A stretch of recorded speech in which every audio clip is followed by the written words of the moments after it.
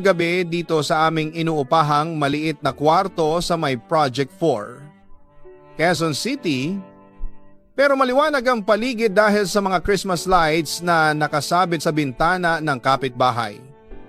Kahit simpleng ilaw lamang iyon, kumikislap sila na parabang may sariling musika, tila paalala na kahit pagod at hirap ang taon, may dahilan pa rin para magpasalamat. Ganitong oras, lagi akong napapaisip. Papadudot, lalo na ngayong muli kong hawak ang isang pirasong bibingka. Nakabalot sa puting papel, may bahagyang amoy ng uling at mantikilya sa iba.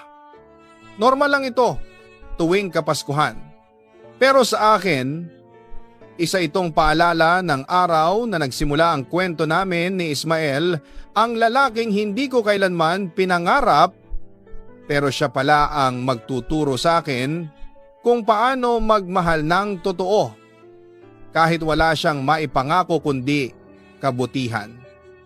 Ako nga po pala si Lyra, 25 anyos ngayon. Pero ang kwento ko ay nagsimula noong ako'y 20 taong gulang. 5 taon na ang nakakalipas. Nooy nagtatrabaho ako bilang waitress sa isang lumang beer house sa may Cubao. Isang lugar na hindi ko naman pinangarap puntahan. Pero doon ako dinala ng buhay nang ako'y tumakas mula sa bahay ng nanay ko sa Marikina.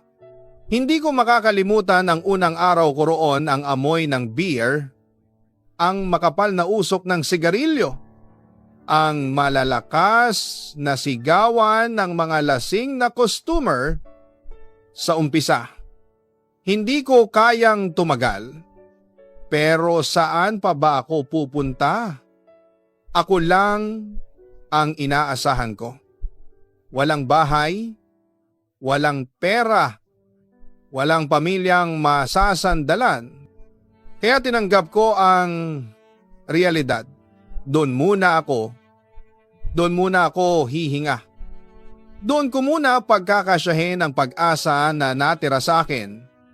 At doon ko nakilala si Ismael. Isang gabing malamig, ilang minuto bago sumapit ang Noche Buena, nang pumasok siya sa beer house na iyon. Hindi siya katulad ng mga nakasanayan kong customer. Sa halip na mapula na ang mata dahil sa alak o sobrang yabang sa pagsasalita, si Ismael ay may dalang bibingka at halatang kabado pa nga habang naglalakad papunta sa mesa. Sa isip ko noon ay madaling mapasunod to, bago pa lang sa ganitong lugar. Hindi ko alam, papadudot, na hindi siya pumunta roon para lasingin ako tulad ng iba. Hindi rin siya pumunta roon para maghanap ng babae o gumimik. Ang unang beses ko siyang nilapitan, ngumiti lang siya ng mahinhin, sabay abot ng bibingka. At sa kabila ng pagod ko noon at init ng ulo ko dahil magdamag akong nakangiti sa mga lasing, may kakaibang lamig at ginhawa akong naramdaman nang marinig ko siyang magsabi ng payak na, "Maligayang Pasko sa iyo." Hindi niya alam, papadudot, pero iyon ang unang beses na may bumati sa akin ng Pasko mula nang umalis ako sa bahay. At kahit ayoko sanang pakitaan ng emosyon, hindi ko napigilang mapatitig sa bibingkang iyon. Amoy pa lang, para akong bumalik sa pagiging bata bago nagbago ang buhay ko. Bago masira ang pamilya ko. Bago ako matakot magmahal, hindi ko rin makakalimutang sinabi ko sa isip ko noon, "Huwag kang magkakamaling mahulog sa ganyang tao. Lyra, walang mararating yan."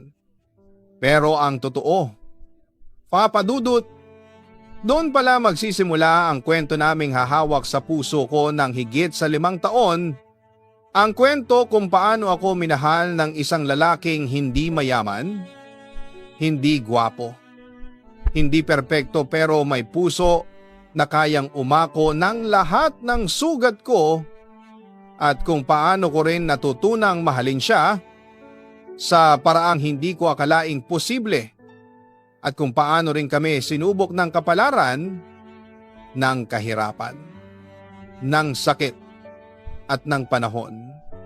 Hanggang sa dumating ang sandaling muntik ko na siyang mawala ng tuluyan. Lahat ng ito ay nagsimula sa simpleng bibingka.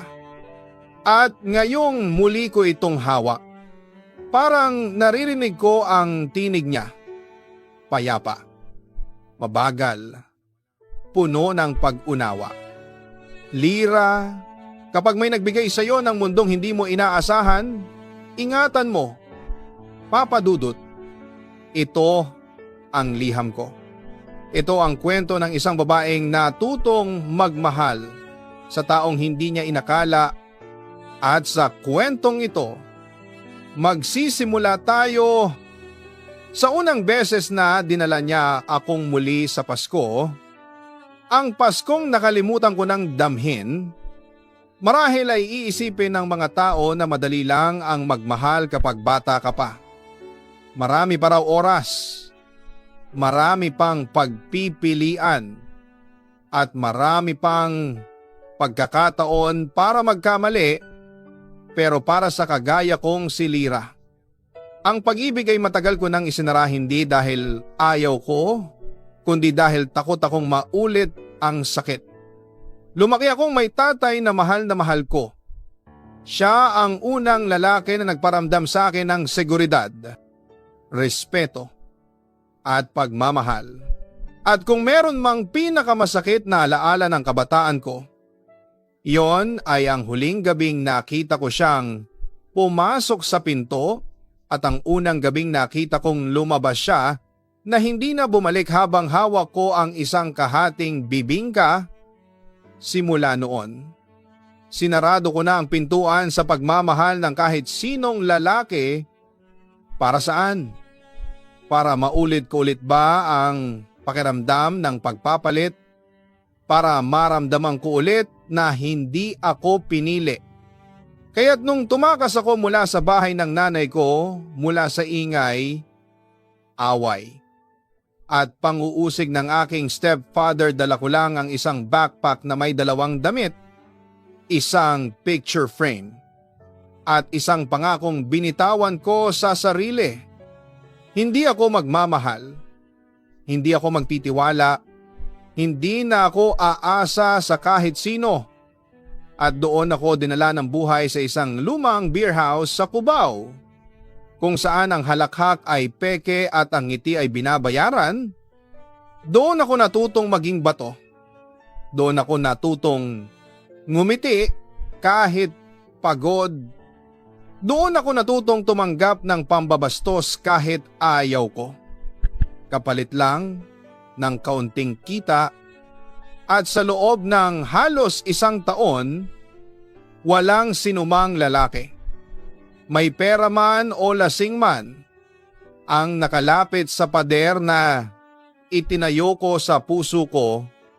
Hanggang sa dumating si Ismael, hindi ko maintindihan kung bakit kakaiba siya. Hindi mabilis ang kilos niya. Hindi marami ang sinasabi niya. Parang laging may paggalang sa boses niya kahit kinakabahan siya. Sa unang tingin pa lang, masasabi mong simple lang siya, isang jeepney driver mula Bagong Silangan, may medyo kupas na polo. May pulang alikabok ng kalsada sa sapatos. At may bitbit na bibingka na halatang binili niya gamit ang huling barya sa bulsa niya. Pero ang hindi ko maintindihan, Papa Dudut, bakit siya ang unang lalaking hindi ko nataboy? Bakit siya ang unang lalaking hindi ko kayang bastusin kahit gusto ko? Bakit siya ang unang lalaking hindi ko kayang isnabin kahit hindi ko naman siya kailangan? At bakit sa unang pagkakataon, naramdaman kong hindi ko kailangan maging matapang kapag kasama ko siya? Pero syempre, hindi ko agad inamin iyon. ng gabing iyon. Pagkatalikod niya, sinabi ko sa sarili ko, walang patutunguhan to. Jeepney driver lang yan. Hindi niya kaya ang pangarap mo. Hindi ko alam, Papa, na sa eksaktong sandaling iyon, habang sinasabi ko sa sarili kong walang kwenta si Ismael, may kakaibang lamig akong naramdaman sa dibdib ko. Parang may napunit, parang may natanggal, parang may parte ng pagkatao kong matagal nang tuyot. Biglang nabasa ulit ng konting lambing at doon ko napagtanto. Takot ako. Takot akong baka sa simpleng ngiti niya mabuksan ulit ang pintong sinarado ko ng matagal. Kaya ang ginawa kong depensa ay ang maging suplada, mataray. Matarik ang kilay. Masakit magsalita. Lahat ginawa ko para layuan siya. Pero bakit ganon? Papa Dudut, bakit habang mas sinusubukan ko siyang ilayo, mas lalo naman siyang bumabalik? Hindi ko alam kung bakit napakatyaga niya. Araw-araw siyang dumadaan sa beer house kahit pagod sa pasada. Araw-araw siyang may dalang kahit mumurahing gamit para sa akin. Araw-araw siyang may ngiti kahit alam niyang hindi ko siya papansinin. At araw-araw, kahit ayaw ko aminin, may bahagi ng puso kong napapaso ng konting init galing sa kabutihan niya. Isang bagay na hindi ko nakita sa marami. Hindi ko nakita sa tatay kong iniwan ako. Hindi ko nakita sa mga lalaking dumadaan lang para ubusin ang oras nila. Pero nakita ko kay Ismael, isang puso na hindi naghahanap ng kapalit, isang taong nagbibigay kahit alam niyang wala siyang sobra, isang lalaking hindi pera ang puhunan kundi kabutihan, at doon nagsimula ang bagay na kinatatakutan ko. Ang unti-unting pagkapit ng puso ko sa isang taong hindi ko pinlano. Isang simpleng tao na magpapabago ng buong buhay ko at magpapahulog sa akin sa paraang hindi ko inaasahan. Sa bibingka nagsimula. Sa bibingka ring unti-unting natunaw ang yelo sa puso kong matagal nang nanigas. At hindi ko alam, Papa, na ang lalaking ito ang magtuturo sa akin kung paano magmahal ng walang kondisyon at kung paano masaktan ng higit sa kaya kong buhatin. Kung ang mundo ko noon ay umiikot lang sa ingay ng beer house, ang mundo ni Ismael ay umiikot sa kalsada, sa usok, sa pasahero, sa init, sa ulan, sa pakikipaghabulan sa oras para may maiuwing kaunting barya. Pero kahit pagod, kahit kulang ang kita, kahit madalas siyang inuubo dahil sa alikabok ng kalsada, palagi pa rin siyang bumabalik. At hindi ko maintindihan, Papa Dudut, ano bang meron sa akin? Pokpok lang naman ako sa tingin ng marami. Walang ipinagmamalaki. Walang kinabukasan. Walang titulo sa buhay. Pero bakit siya nagsusumika para makita ako? Bakit parang hindi niya nakikita ang dungis ng buhay ko? Araw-araw siyang pumapasok sa beer house. Hindi para uminom. Hindi para magwala. Hindi para manghablot ng babae, kundi para maupo sa sulok, maghintay sa akin, at iabot ang isang bibingkang may kaunting nyog sa ibabaw. Parang ritual na namin iyon. Para bang iyon ang paraan niya para sabihing, Lira, andito pa rin ako. At para bang iyon din ang paraan ko para sabihing, babalewalain ulit kita ngayon. Dahil hindi ako pwedeng mahulog. Hindi ako pwedeng mapasubo sa lalaking wala man lang ipon. Hindi ako pwede tumali sa taong hindi kayang iahon ako sa kahirapan. Pero bakit ganon? Habang sinusubukan kong ipakita sa kanya na hindi ko siya kailangan, mas lalo ko namang hinihintay ang pagdating niya, ang lakad niya, ang ngiti niya. Ang tunog ng tsinelas niyang manipis pero mabilis kong maglakad. At syempre, ang amoy ng bagong lutong bibingka na dala niya. Isang beses, Papa Dudut, dumating siya nang wala siyang dalang pagkain. Pagod na pagod ang itsura niya. May langis sa polo, pawis ang noo. Halatang wala siyang pahinga. Pero kahit ganoon, ngumiti pa rin siya. At doon ko unang nakita ang isang bagay na hindi ko maipaliwanag. Hindi siya mayaman. Hindi siya matalino. Hindi siya gwapo sa standards ng karamihan. Hindi siya makinis. Hindi siya mabango. Pero ang puso niya, Diyos ko, Papa Dudut, ang puso niya ang pinakamasarap at pinakabuong nakita ko. Sa dami ng lalaking dumaan, siya lang ang hindi tumingin sa katawan ko. Siya lang ang hindi nagtanong kung magkano. Siya lang ang hindi humiling ng kahit ano kapalit ng kabaitan niya. Lahat ng binigay niya mula sa murang sukli hanggang sa bibingka ay may halong paggalang. May lambing. May pag-iingat. Isang araw, tinanong ko ang sarili ko, bakit ba pinipigilan ko pa to? At kasabay ng tanong na iyon, nagsimula na rin ang pagbabago. Hindi ko iyon sinabi sa kanya. Siyempre, hindi ako marunong maging sweet. Hindi ako marunong magsabi ng totoong nararamdaman ko. Pero unti-unti, kapag may dalang bibingka, kinakain ko na. Kapag kumakanta siya sa tabi ko, nakikinig na ako. Kapag nakaupo siya sa sulok, hindi ko na siya iniiwasan. Kapag inaabot niya ang simpleng gamit, tinatanggap ko na. At kapag ngumiti siya, hindi ko na kayang hindi gumanti. Minsan, pag-uwi niya, nakita kong halos nanginginig ang kamay niya habang inaabot ang 50 pesos na sukli para sa akin. Hindi ko alam kung bakit parang nahihiya siya. Doon ko lang napagtanto. Ibinibigay niya sa akin ang perang dapat ay para sa sarili niya. Yun ang sukli niya sa pamasahe. Yun ang pambili niya sana ng ulam. Yun ang dapat itago niya para bukas. Pero ibinigay niya sa akin. Hindi ko alam kung ano ang mas nakakahiya. Ang inilalagay niya kong prioridad o ang hindi ko siya mapahalagahan ng sapat. Papa Dudut, sa unang pagkakataon, nakaramdam ako ng konsensya.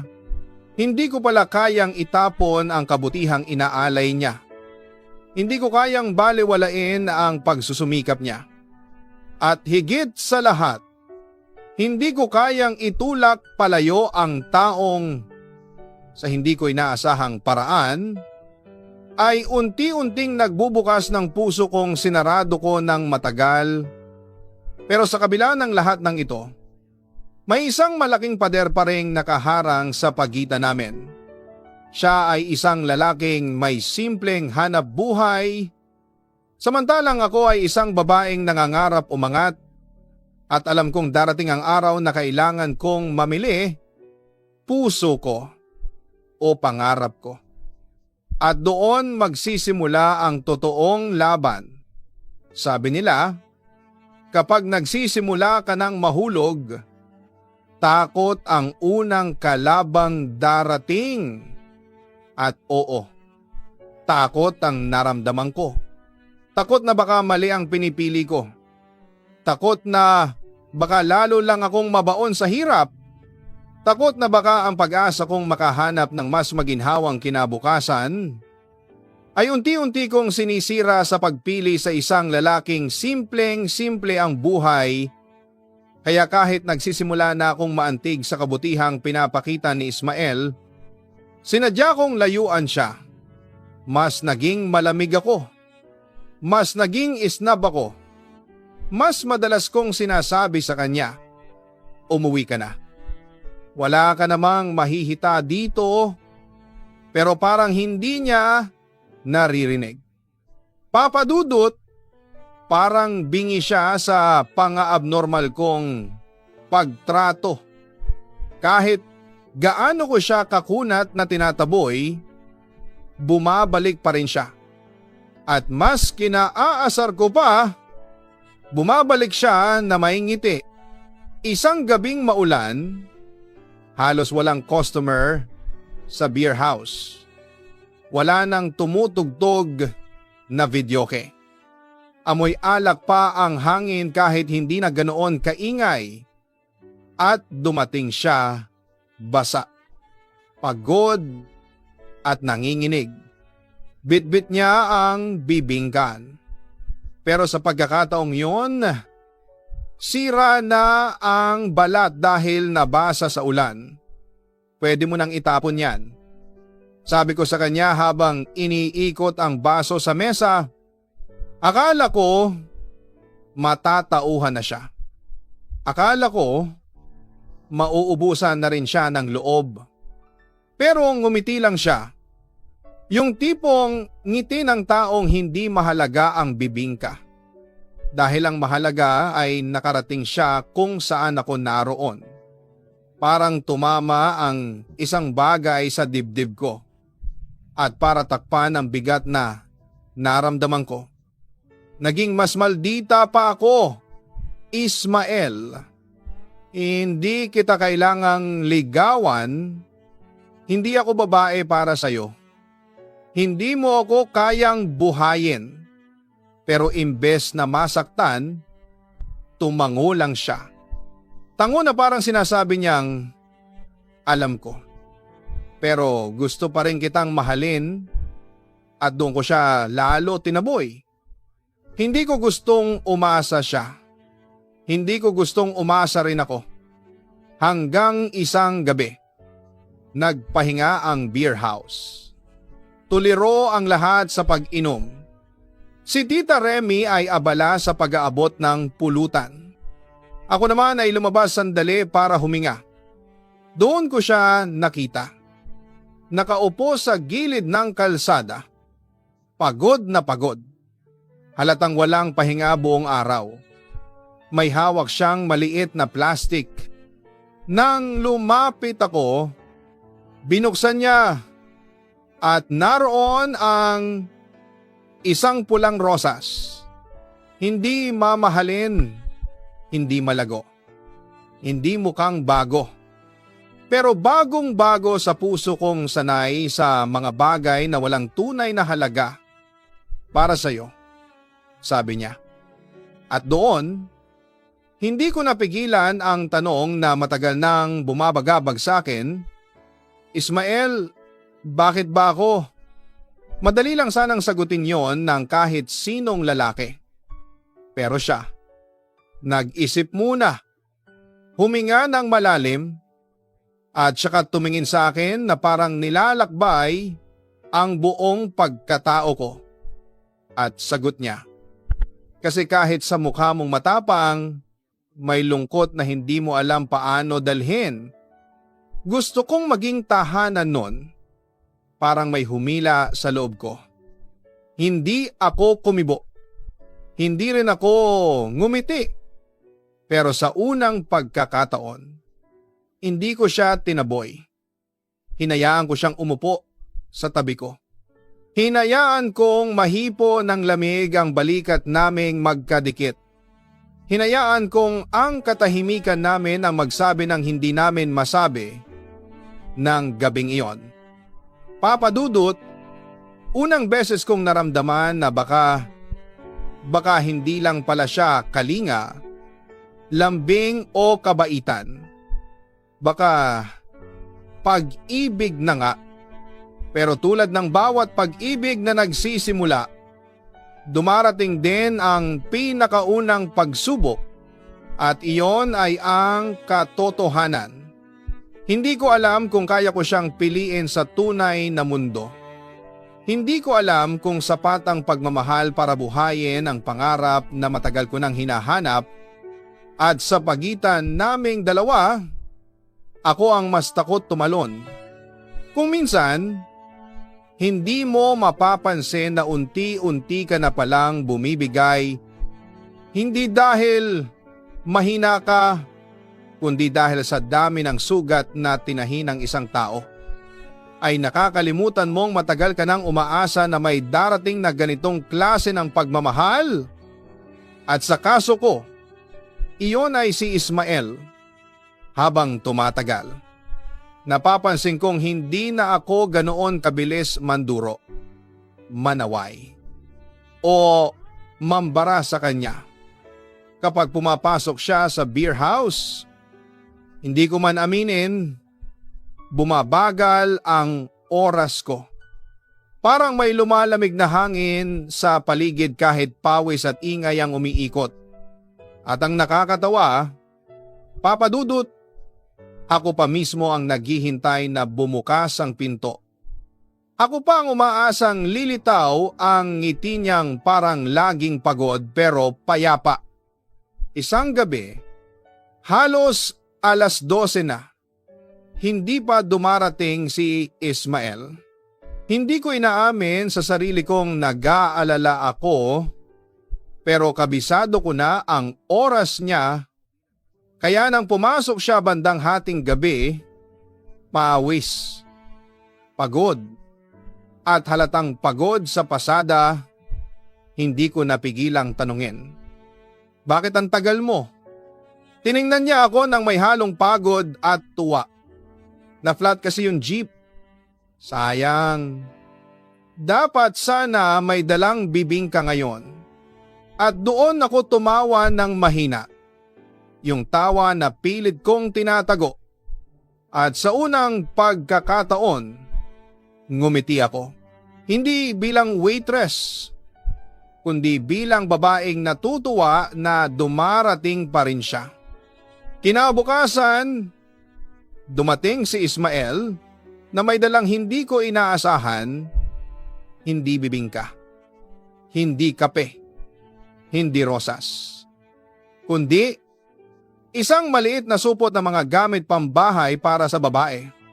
May shampoo, sabon, lotion, at kahit sanitary napkin.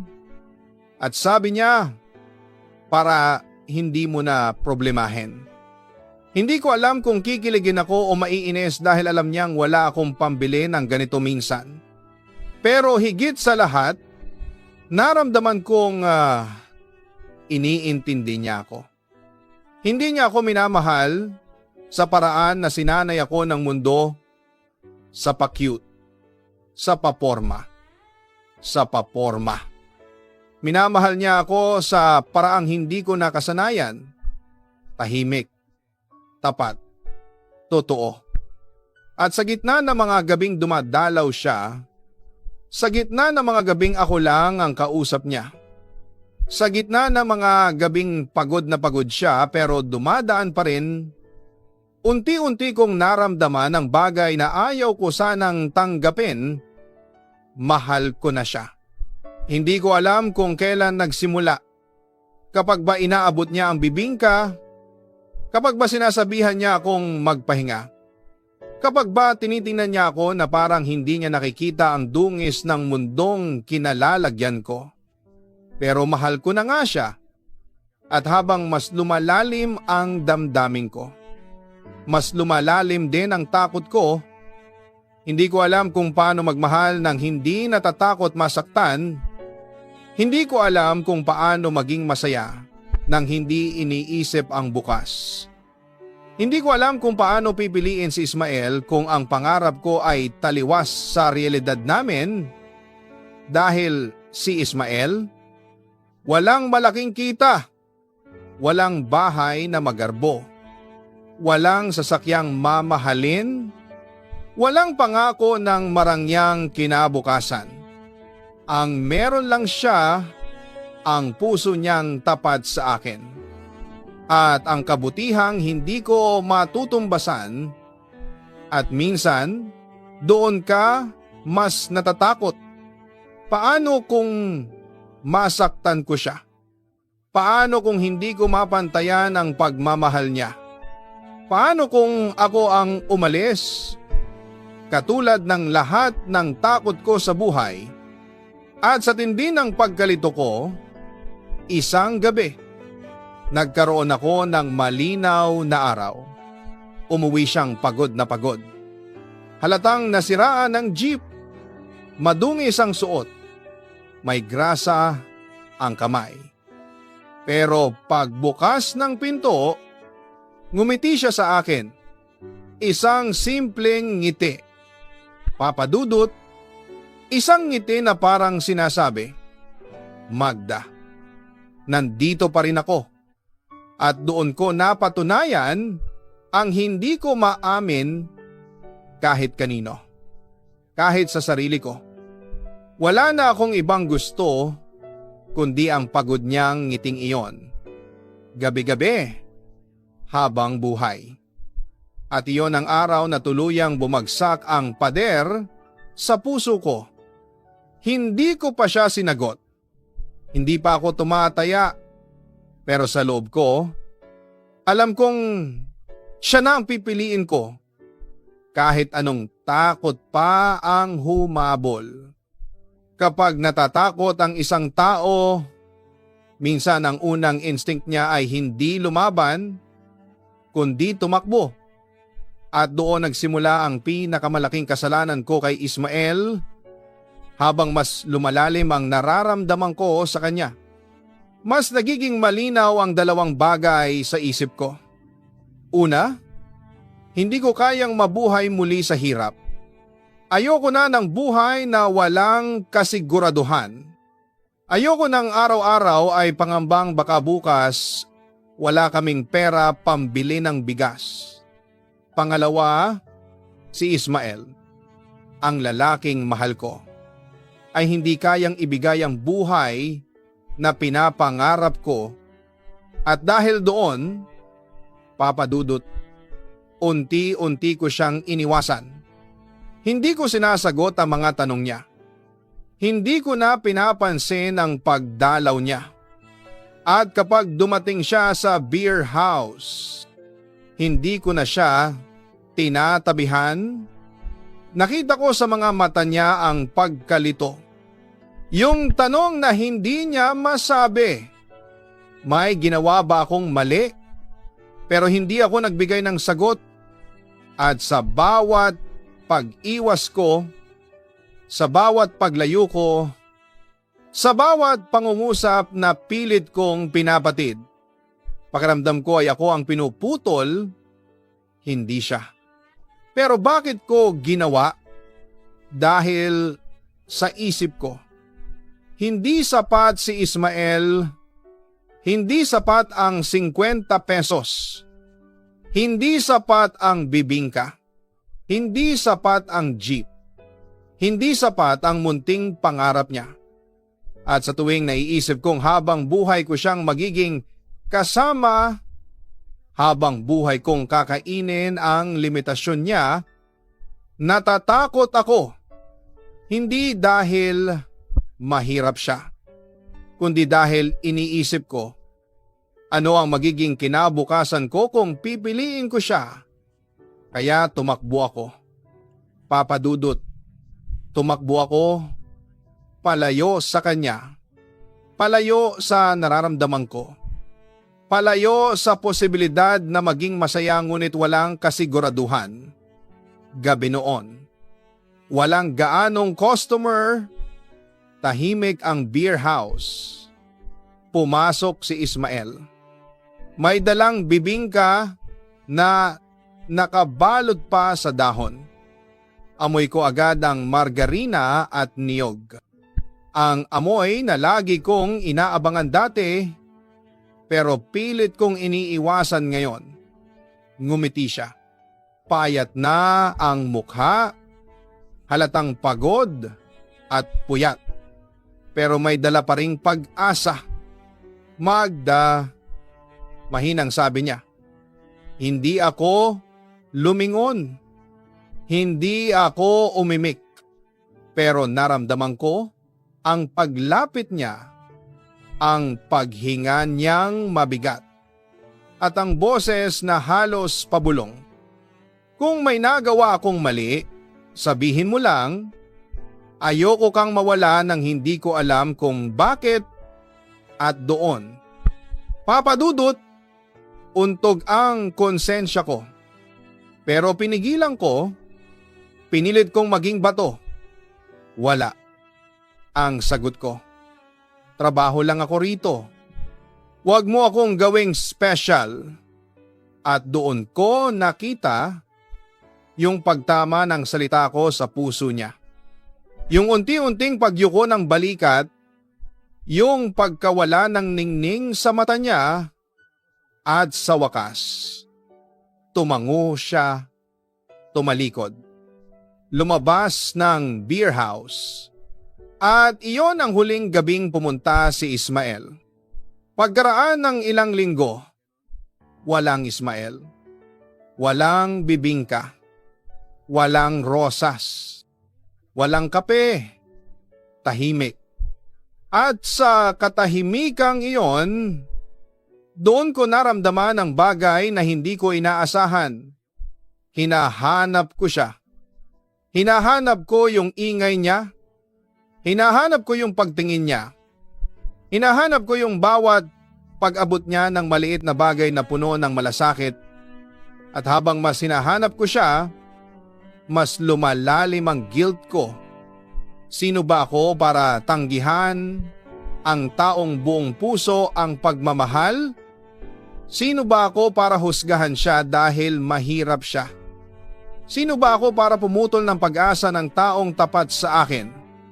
At lalo akong nasaktan nang mabalitaan ko mula sa ibang jeepney driver na aksidente si Ismael nung isang gabi. Pagod daw. Nakidlip habang nagmamaneho. Parang may kung anong humila sa sikmura ko. Nanlamig ako. Nanghina. At sa gabing iyon, doon ko na-realize, hindi pera ang kailangan ko. Hindi marangyang buhay. Hindi ginhawa. Ang kailangan ko ay si Ismael. At sa huling pagkakataon, ako naman ang tumakbo. Hindi palayo, kundi pabalik sa kanya. Hindi ko na matandaan kung paano ako nakarating sa terminal ng mga jeep. Hindi ko na rin maalala kung anong oras noon, madilim pa ba o maliwanag na. Basta ang naaalala ko lang, takot, pagsisisi. At ang panalangin na sana buhay pa si Ismael. Habang papalapit ako sa lugar kung saan daw dinala ang jeepney niyang naaksidente. Pakiramdam ko ay bawat hakbang ay mabigat. Parang may nakapulupot sa dibdib ko na hindi ako makahinga. At doon ko siya nakita. Nakahiga sa lumang papag. May benda sa ulo. May pasa sa braso. At may mga kaibigan niyang nagbabantay, mahina pero humihinga. At nang makita ko siya, Papa Dudut, parang bumalik ang kaluluwa ko sa katawan ko. Umupo ako sa gilid niya. Hindi ko alam kung may karapatan pa ba ako. Pero naramdaman ko ang pagninig ng mga kamay ko. Tahimik lang siyang nakatingin sa kisame hanggang sa mapansin niya ako. Mabagal ang pag-ikot ng ulo niya at nang magtagpo ang mga mata namin, Magda, mahina niyang sabi. Halos pabulong. At doon ako tuluyang bumigay. Umiyak ako nang hindi ko mapigilan. Lahat ng pinigilan ko, biglang kumawala. Hindi ako nagsalita, pero sinabi ng bawat patak ng luha ko ang lahat. Pasensya na, hindi ko sinasadya. Natakot lang ako. Hindi kita dapat iniwan. Mahal kita. Akala ko magagalit siya. Akala ko tatalikuran niya ako. Akala ko iiwasan niya ako gaya ng ginawa ko noon. Pero hindi. Papa Dudut, ngumiti siya. Yung tipong ngiti niya na lagi kong nakikita sa beer house, yung ngiting hindi nang huhusga, hindi nagtatampo, hindi nanunumbat.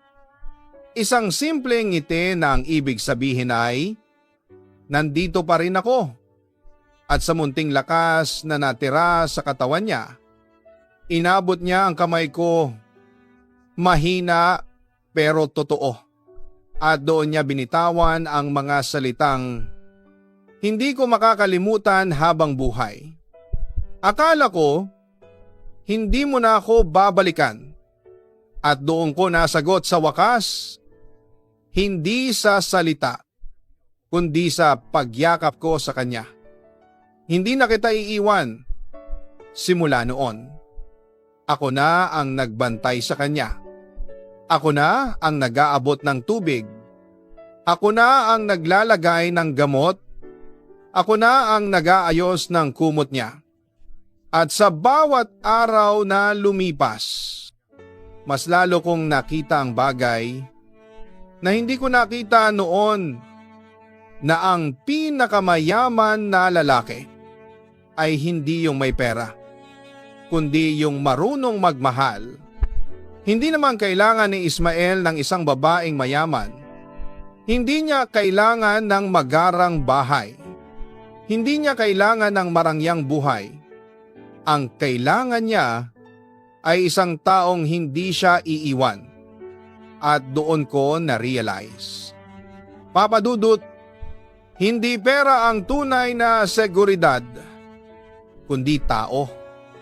At si Ismael, siya ang naging seguridad ko. Lumipas ang ilang linggo, unti-unti siyang gumaling. Hindi pa siya malakas, pero kaya na niyang ngumiti, makipagbiruan sa mga kasama niya.